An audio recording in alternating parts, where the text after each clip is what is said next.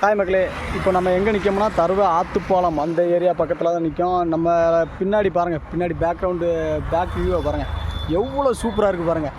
இந்த மாதிரி பனைமரம் ஆக்சுவலாக திருநெல்வேலியை எடுத்துக்கிட்டோம்னா பனை சார்ந்த இடமாக தான் ஒரு காலத்தில் இருந்திருக்கு. இப்போ என்ன பண்ணிட்டாங்க, எல்லாருமே அவங்களுக்கு ஒவ்வொரு வீடு கட்ட அது கட்ட இது கட்டன்ட்டு எல்லாருமே பனையை ஃபுல்லாகவே வெட்டி எடுத்துட்டாங்க. இப்போ அதுக்கு வந்து கவர்மெண்ட் வந்து ஒரு நல்ல யாருமே பணம் வெட்டக்கூடாதுங்கிற மாரி ஒரு சட்டத்தை போட்டிருக்காங்க.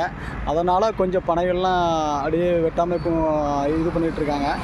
இருந்தாலும் பாருங்கள், இந்த ஒரு இடம் மட்டும் வந்தால் எல்லாருக்குமே இந்த இடத்த வந்து நம்ம இது தருவேன் அப்படின்ட்டு நம்ம சொல்லணும்னு அவசியமே கிடையாது.